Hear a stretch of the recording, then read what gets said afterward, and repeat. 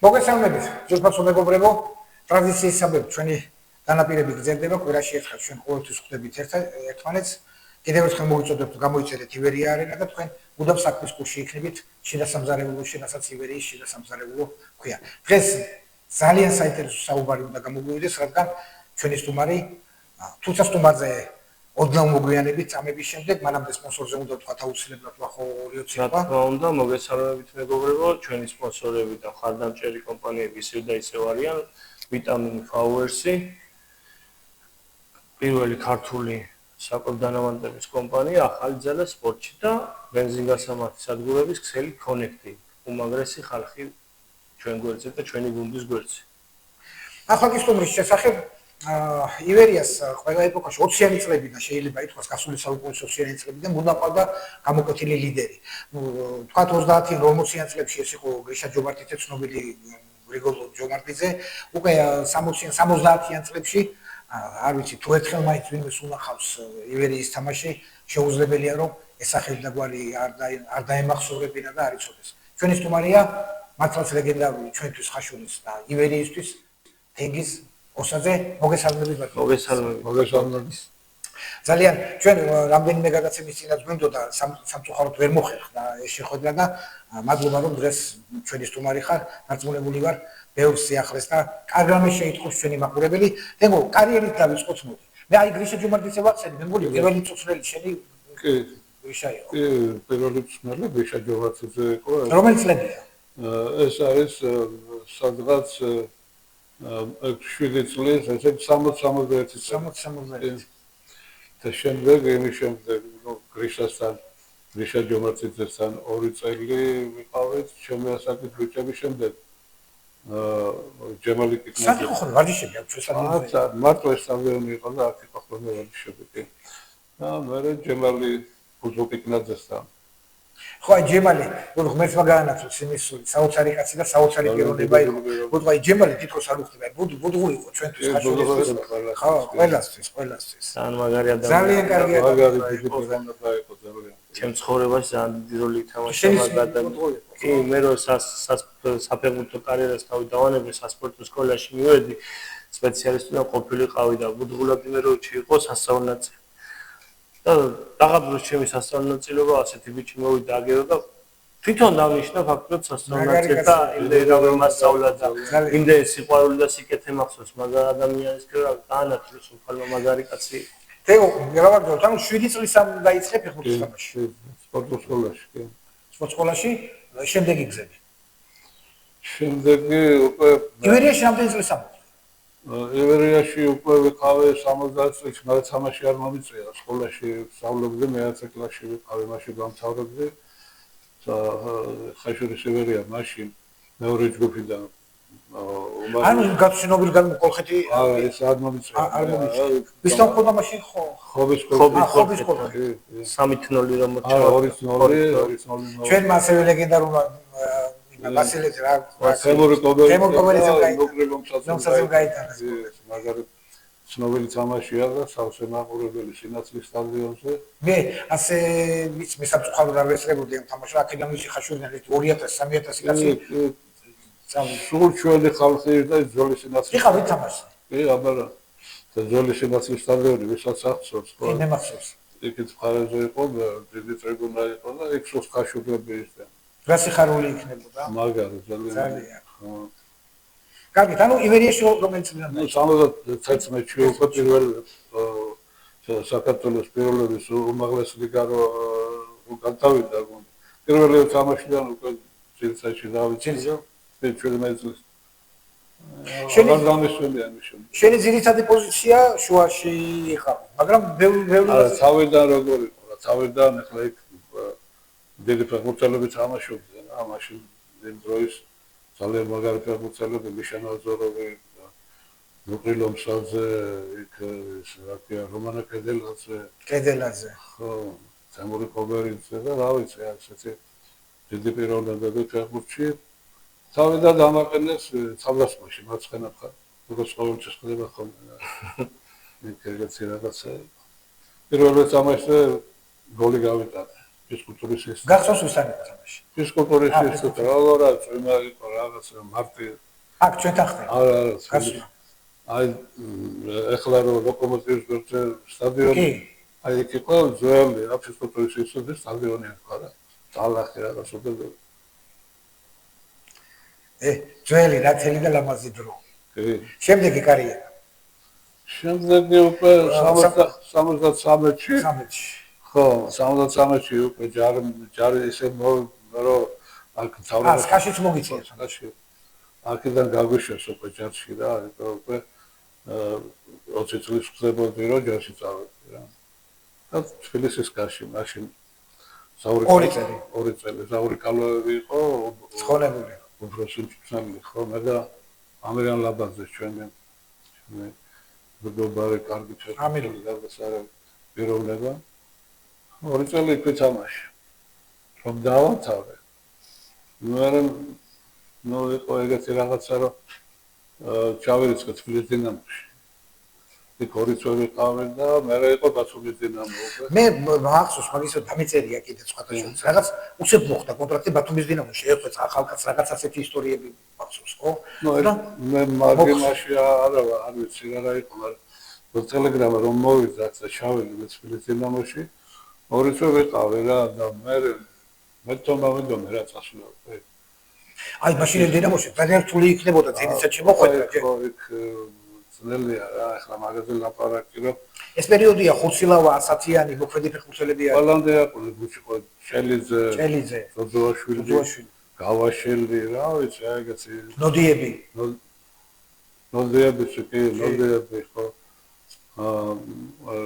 კიდე ახალგაზრდა საბაბა მუზეუმი წერეთელი უკვე თამაშობდა, მანუჩარა თამაშობდა, ეგეთი კანცელარზე ეგეთი უკვე ძირითადად ფეხბურთელები ხო, მოზიოზე ჩივაძე, აი ეგ საბაბა მუზეუმი უკვე იყო, აი ეგეთი რაღაცა იყო რა, არ მოგიწევდა, არ მოგიწევდა რა. ბათუმში უკვე საკავშირო ითამაშა. კი. რამდენი წელი? ეგ მეორე წელს უკვე წამოვედი და პირველი 76-ში ვითამაშე. 77-ში მე ინსტიტუტში შემპირდალი. ანუ ჭიათურაში შენ და ნუკრი ერთად მოგიჭა, ერთი წელი იყავით ჭიათურაში. არა, ერთი წელი არა. მე პირადად მე რო ჩავედი ნუკრი ეგ დაფსვა. ნუკრი თამაშობდა, ხო, ნუკრი და მე მომიწია 2 წელიწად ნახევარი ჭიათურაში თამაში. როგორი ბუმი იყო ხოლმე? მე ერთი წელიწად მომიწია ჭიათურაში ყოფნა. როგორი ბუმი იყო და ჭიათურაშიც რაღაცნაირად მოკვდა ფეხბურთი ის დონე აღარ არის. სად არის ახლა ჭიათურა? რეგიონ ლიგაშია, მაშინ წინა წელს 76-ში ჭიათურის მაგაროვი თამაშობდა რა ქვია, მეორე ლიგაში თამაშობდა საკავშირის პირველობაზე. ხო, როგორი დონე და უკვე 77-ში უკვე საქართველოს გამოვარდა იქ და 76-ში და 77-ში გამოვარდა. 76-ში გამოვარდა და 77-ში. მაშინ როგორ იყო სისტემა თერგოთ გაიხსნა? 5 გუნდი მონაწილეობდა? 7 გუნდი იყო. 7. საქართველოს 7 გუნდი იყო. ეს 7 გუნდი. ამ 7-დან ბოლო ადგილი ვარდებოდა. ბოლო ადგილი ვარდებოდა. პირველი მე-7-ს რო ავიღო. ხო. ბოლო ვარდებოდა. და შემოდიოდა საქართველოს ჩემპიონი შემოდიოდა. სხვათა შორის კარგი სისტემა. საიმედო იყო ხოლმე მე ერთმანეთის დაჭმარება ერთმანეთში რა. თორე შეგეძლო ერთმანეთს მიხმარებოდი და ყოველ წელიწადს გავეგეყარა. ვიღაცა გაგეშვა პირველ ლიგაში, საკავშირის პირველობა. აქ მიდიოდა ერთმანეთის დაჭმარება. ოდესის ამბების მოგვიყევი ბატონო თენგიზ. ოდესაში შენ დაინტერესებს მაგრამ სიმონ ბუღაძე. სიმონ ბუღაძე და მაშინ რა იყო პრეზიდენტი იყო მეგობრებო, ხო? გუნდის მაშინ პრეზიდენტი იყო. იყო. გუნდის უფროსი. უფროსობა იყო და ასევე მაგარი კაცი სხვათა შორის. მაგარი ფეხბურთი მაგრაც უყარდა ხაშურის ფეხბურთი და საერთოდ ფეხბურთი და ჩვენი ქალაქი უყარდა ძალიან და მაგარი კაცი იყო. მაგის ის იყო ინიციატივა პირველად რო წავიდა გუნდი ეს იყო ამაღმერთ ოქროსთავთავი? არა რა იყო რაღაცა ესეთი. არა რა ეს ტურა ერთი ტური ესეც მახსოვს მე დამიწერია მაგაზე. საბჭოთა კავშირის ინტერვიუს ამაკ გაკეთებული. ხო, საბჭოთა კავშირის სოციალისტური გვარი იყო ტური. ორგზის სოციალისტური შრომის გმირი იყო. ბრეჟნევის მეგობარი ყოფილა და ეგეთი მაღალი დონის ის იყო რა ქვია. მილიონერი კოლმეურის თავი გომბარე იყო და ეგეთი რაღაცა აწარებდნენ ტურნირს მაგის უკრაინა რა. მიფრინავდით თუ მე ავტობუსში მიფრინავდით ხო? პირველად რო წავედი, მაშინ გორის დილაში თამაშობდი, რომ დავამთავრე სეზონი. რო ჩამოვედი, მე მარტო მე და პეტრე ცაბუკაშვილი იყო, ივერიელი პატარა ბიჭი, კარგი ბიჭი. მაშინ იწყება ფეხბურთის თამაში და მე და ის მოვიდნენ ჩემთან სახში უკვე სეზონი დამთავრებული იყო. ეს რა ქვია, სიმონიშის გამოგზავნილი ხალხი და წამოდიო რა დაგვეხმარებოდა. მე ხარ ახლა დავამთავრე სეზონი დაღვიდი რაღაც. ძალაც მოვიგეთ ხო ის დასი? პირველად ვერ მოვიგეთ. მეორე წელს მოვიგეთ. მეორე წელს ფინალი წავ მე რა გუნდები იყვნენ ხოლმე? საკმაოდ სოლიდური ხო? მეორე ლიგის გუნდები იყო, ერთ 3-4 მეორე ლიგის გუნდი იყო ხოლმე. და დაჟე ჩვენ როგორ ქონდა ის განდიკაპი ქონდა რა იმასთან მეორე ლიგის გუნდებს 2-0 წაგებული არ ვიყავით რა. იქით უგებდეს ყველას. ხო, გამიზებულები იყო. ავიღეთ მე ექსასი აქ არის. კი, ეგ პერიოდები უკვე მე ღრმად ჩავეფლე მაგდროს უკვე ვერის თამაშებში და ჩვენი გუნდის სპორტულ ცხოვრებაში და ეგენი უკვე კარგად ხმავს. ეგ აი რაღაც იმ პერიოდზე ვლაპარაკობთ, აი რამე და იცი შევადარ. დღეს ძალიან ბევრს საუბრობენ, აი მე დავახოსაც ხშირად გვიგამათია, მაშინდელი ფეხბურთი, თქვა 70-იანი წლების, 80-იანი წლების ფეხბურთი და დღევანდელი ფეხბურთი. აი ხშირად ოპონენტები ამ აი განსხვავდება ის ფეხბურთი სხვა იყო, დღეს სხვა სისტრაფე, ჯერ ესეთი სისტრაფეებზე რატო ამბობენ დღესთვის საკამათო თემაა. აი ვთქვათ დინამო და ვესტჰემი გავუწევთ რა ნაკლები სისტრაფეა იქ. ან დინამო და ცნობილი კალცა ის. რა სისტრაფეს აკვდა? აი მე მაინც აი სულ მომხრევა თენგო რომ აი ის ძველი რომანტიზმი დაკარგა ფეხბურთი. დაიკარგა სილამაზე დაიკარგა, რა ვიცი, ჩემი აზრით ბევრი რამე დაიკარგა. ეხლა წარმოვიდგენთ არ მედახონ ფეხბურთზე ლაპარაკი ეგეც ისინი, მაგრამ ცენტრალური თავდასხმები როგორც ეგეთი აღარ არის უკვე. აღარ არის. თუ ძალიან მაგარი არ ახარ, აღარ აი ამ სქემებში ისე დაიკარგა ის რომანტიკული ფეხბურთი. ამ თავდამსხმელიც ერთ-ერთზე მცველზე არიან ახლა გამოწყობა ყვარაცხელი არსებობს ბოლოს და რამდენიმე ნიჭიერი დრებლიონი, მაგრამ აი ერთ-ერთზე მცველზე აღარავინ აღარ არ მეძებს ეხლა აი როგორ აი გამორჩეული იმიტომ რომ ჩემი აზრით ყვარაცხელი და მისი მსგავსი ფეხბურთელები ისინი აიღებენ ბურთს თუ არა მილიარდები კაპიტალი დამცველი რაც უხდება კიდე ეგ უყვარს მაყურებელს აბარა ეგ იწვევს ემოციებს იმაში რა ქვია მაყურებელში და ეგ წამოაყენებს ხოლმე ფეხზე და წაშდააგრევებს აი მეცაც ვიტყვი აი ბრაზილიის საერთოდ ბრაზილიის ნაკრების გულშემატკივარი ვარ ბავშვობიდან და აი ბრაზილიის ნაკრებმა ის ხიბლი და ის თავისი ავტორიტეტი დაკარგა მაგის როცა ევროპული ფეხბურთი დაიწყო აი ბრაზილიური ფეხბურთს აღარ სამაშობს ბრაზილიელები იმიტომაც აქვს შავარი აღარავინ აღარ სამაშობს ეხლა გერმანულები გერმანულ ფეხბურთს სამაშობენ ჩვენი ქართველები ხო გამორჩეული მე სულ აი შემეძლო არ წამეკითხა ის არც ფორმა მენახა და თამაშის სტილით მიუყარიყავე რომ ხო ბრაზილია ჰოლანდია გამორჩეული ჰოლანდია თავისებური ინგლისი და ეხლა ყველა ერთნაირი ყველა განსხვავება ერთადერთი მე შემიძლია თქვა ლიბერო არ არის ადრე ლიბეროსი თამაში და დღეს არ არის და ხო თორე აი სხვა რა ახლა დიდი ტაქტიკა და ისა პირველი ტაქტიკა როცა 4-2-4 დაიწყო ცნობილი ბრაზილია იმის მერე ფაქტიურად ასე როგორ არის ცვლება ფეხბურთი ვითარდება მაგრამ ძალიან და ყველა გუნდი დაებსგავსა ერთმანეთს და ფეხბურთელები გავრან ერთმანეთს ხო დღეს ერთადერთი აი თუ შეიძლება ითქვას აი გამორჩეული სტილი ინგლისური ფეხბურთი არის რომ ოდნავ განსხვავდება სხვებისგან. ძალისმიერი ძალისმიერი რაღაცა ის გაგიტაცებს რა. გაგიტაცებს. ხო. ზოგიერთი თამაშია, შეიძლება ტელეფონში დაიწყურება ეგეთი იმას აღარ. ხო, თემო, უამრავი პარტნიორი გამოიცვალე. ბუნებრივია შენი საუკეთესო პარტნიორი ვინ იყო მოედანზე? მინდორში. და რა თქმა უნდა, ახლა თავდასხმაში ნოპერობსანზე და მაგე მაინც რა იყო ხოლმე? მაგრამ მე არ ვიცი გახსოვს თუ არა შენ ამათ თამაშები გახსოვს? მე ამათ თამაშები რა თქმა უნდა არ მახსოვს, მაგრამ ბატონო ნუკრი მაყურებინა ის 1970 წლის თასის ფინალი, სადაც მაკრატელათი საჯარიმო ხაზიდან გაიტანა გოლი. ასეთაზე ქონდა და ეხლა რო თხოვე კიდე ეძებს და ვეღარ იპოვა ის კაცი. აღარ არის რაღაც შეცდები. მართლა საოცარი დუეტი იყო, ოსაძე, ლომსაძე, ოსაძე, ლომსაძე, ლომსაძე, ოსაძე. საოცარი დუეტი იყო. ჩვენ ბატონიკრის ალბათ დავუძახებთ, შევახოდრებთ მაყურებელს და ისიც ბევრ საინტერესო რამეს მოგვა. ნუ ლომსაძე. ბათუმში ბათუმში ბევრი მაგარი ფეხბურთელები თამაშობდა ჩემპიონატს და როგორ ყველა შეიძლება რა ვიცი გამოყოფით ყველა ავტოგორგილაძე მაგალითად ძალიან ავტოგორგილაძე ხო ხალია არა გარდაიცვალა ძალიან ბევრი გარდაიცვალა ბათუმის დინამოდან ჩემპიონატს თამაშობდა რეზოშელია, იური ესებუა გადასახადები ფეხბურთელი და პიროვნება და თემური ესებუა მისი ძმა დინამოში წლების განმავლობაში. ბათუმში ისე აჭარული ფეხბურთი მაშინაც პოპულარული იყო, იხსებოდა სტადიონი. რა თქმა უნდა, 22,000-იანი სტადიონი იყო და ყველა თამაში მახსოვს სტადიონი. თენგო, ამოუწურავია კითხები, რა ვიცი. ამოუწურავია თქვენი ვერიაზე უნდა ვისაუბროთ რა თქმა უნდა.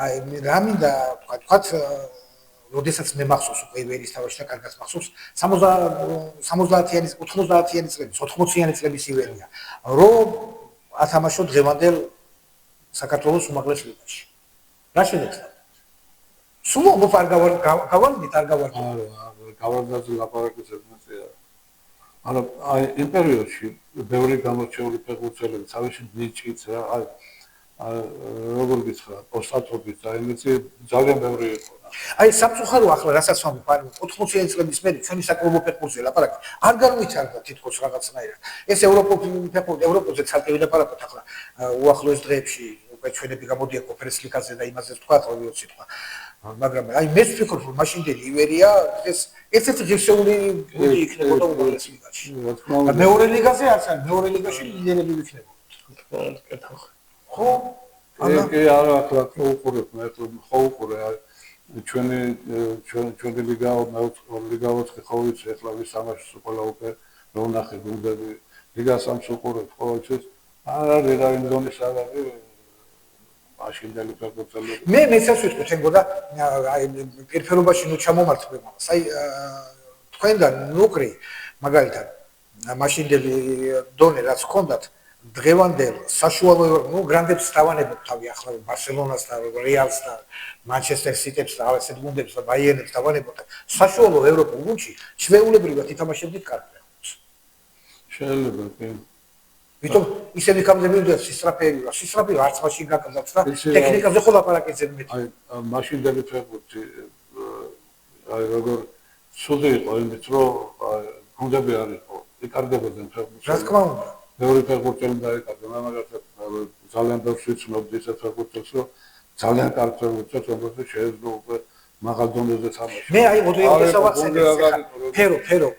ფერო რაგვარი იგნა საოცარი ტექნიკა ჰქონდა საოცარი ძალიან კარგი გარდაიცვალა კი გარდაიცვალა საუბედუროს ეგ ოდესაში გახსნათ და იმიტომ გავიცნობ გახმარებოდა მოგეხმარებოდა ჩემპიონები გახდით ჩვენთანაც კარგი ივერის პლუს მინუსი დღევანდელი ივერის დღევანდელი ივერის აი გაშებილია თქვა ეს ბავშვები ხოთაშორის ეგ აი შედარება არ შეიძლება შაშანწინდელი ამ ბავშვებისადაც აშკარად გაიზარდა aga ესენი ახლა ეს შედეგი ამასთვის ძალიან მაგარი შედეგია ეს პირველი წელი ჯერ არ დამთავრებული თამაშია და დარჩენილი და ამ ბავშვებმა თავისი ბრძოლით და თავისი იმით რა ქვია ჟიმით და რაღაცით აი ეგ მაგის მოიტანეს ეს ყველაფერი არ არის ადვილი ახლა ამდენ ფულის აღება თან ასეთი რესურსით, როდესაც მოკლეს გამიგო. 12-13 კაცი თამაშობს, ხო, ფაქტობრივად ხო ვიცი ჩვენ, არა. მოკლეს გამიგო, შეჯეროთ. მოკლეს გამიგო. და ვახო სულ მაინტერესებს, აი ბავშვები, ახლა შენ ბავშვთა ფეხბურთში ხარ. მოდიან კარგი ბავშვები. არის ახლა დამამთავრებელ ჯგუფში 2009 წლებში რამდენიმე 2008-იან 17 წლიანები, ხო? არის მე მაგალითად უყურებ ხოლმე ახლა ამას თამაშობს, გვერდიდან უყურებ. ესენი ვის ახავს ეგ ბავშვები ისები არის? ზურა და ზაზას ახავს. ზურა და ზაზა. რამდენიმე ძალიან საინტერესო ბავშვი არის ამ ყველა ჯგუფში. რომელიც სხვა უკვე იბერიაში უნდა მოხვდნენ. არის. აი როგორც ამ ბიჭებმა დაიწყეს ივერიაში, იგივე ზურა ზუმბაძე, ზაო კაპანა. თუ როგორ მოუმატეს? უკაბადრიაშვილმა ეგ პერიოდი აქვს ამ ბიჭებს გასავლელი თამაში უნდათ რა, თამაშო პრაქტიკა ქონდეთ და და ჩვენ როგორ არის ღმერთმა ქრასა გადავიდეთ მესამე წელში, იქ დუბლებსაც მოგთხოვენ, ხო? სავარაუდოდ მოგთხოვენ, ხო? და ძალიან კარგი იქნება ბავშვები გაიზრდებიან, ითამაშებენ მაგ შემთხვევაში. არა ბავშვები, კარგი ბავშვები არიან, ხო ეყურძები ხოლმე.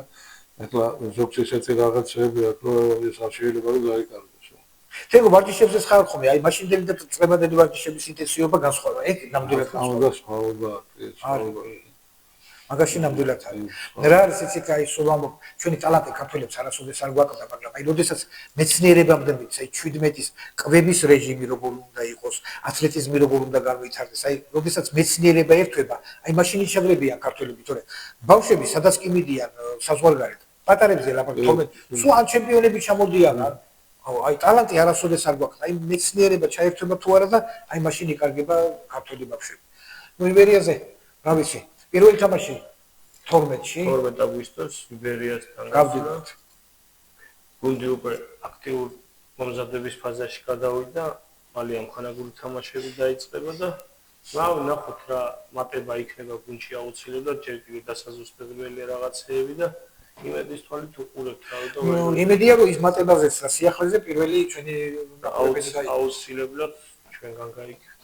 თეგო შენი პროგნოზი წლებამდელი ჩემპიონატისა ივერიას ფუტბოლის კონფედერაციაში. ივერიას ამერიკის თამაშებელია ეს თუკი და ერთი ორი კაცი გავძლიერდებით ხო შეგვიძლია რომ ვიბრძოლოთ სამეულის ვიბრძოლოთ იმიტომ რომ ამ ბიჭებს ეს ჟინი აქვს რა აქვს ქალაქის სიყვარული აქვს თავდადება და რა ვიცი და პოტენციალიც აქვს ერთი რაღაცა რაც ხელს უშლის და ზედმეტ ემოციურობაა და რომელიც ნუ მაგაზე ლამის სპეციალური გადაცემა გავაკეთოთ ერთი მე დავა ხომ მაგაზე ახლა პირველ თამაშში სხვა სამი კაცი გვაქვს სამი კაცი გვაქვს ხვდებით ერთ-ერთ ლიდერს იბერიას ჩვენი ჯგუფის ერთ-ერთ ლიდერს და სამი კაცი სამი ძირითადი მოთამაშე რომლის რესურსი შესაძლოა უნდა ისწავლონ რომ წავიდე ემოციების მარცხა აუცილებლად ისეთი უბრალო სიტუაციაში მიიღეს ან ეს კვეთლები და წითლები რომ არც უნდა მიიღოთ რა მე გამოსწორების გავლიც არის რაღაც ეგ ემოციები სულ არის ფეხბურთში ემოციები თამაშია ესენი ისეთი ჟინით თამაშობენ და ემოციებით იქ სხვა რამეს ვეღარ ხედავთ რა კი არ არის გასამართლებელი ხო ამიტომ უნდა მართლა უნდა ამას ყველაფერს არა უნდა მართლა ალბათ მალე მაგასაც კონტროლსაც გაუწევენ და მაგასაც მართავენ თონია ეს ბიჭები ყველაფერს რა ვიცი ჩვენი ორჩინება ყველასი არის როგორც ჩარჩანებელი ტრიუმფი გავიმეოროთ ღმერთმა ქრას რომ გადავიდეთ უკვე მესამე ლიგა პროფესიული ლიგაა და რა ვიცი თელეხაშურის და ვისაც ფეხბურთი უყვარს და ვისაც ივერია უყვარს ყველა ამაზე ვოცნებთ დიდი მადლობა ბატონო თენგო იმედია ჩვენ ეს პირველი შეხვედრა ასეთ აუდიტორიასთან და არაბოლო არ იქნება და კიდევ რამდენჯერმე შევხვდებით ხოლმე. ახლა ჩემპიონატი რო დაიწყება, აი ბევრი აქტუალური თემა წამოვა თავისთავად და შენი კომენტარები და პროფესიონალის კომენტარები ყველასთვის საჭირო და სასურველი იქნება. დიდი მადლობა, მშვიდობებით ტელემაყურებელს და კიდევ ერთხელ მოგიწოდეთ, გამოიწერეთ ივერია არენა, რათა მუდამ გქონდეთ წვდომა ივერიის შიდა ლაბორატორიაზე.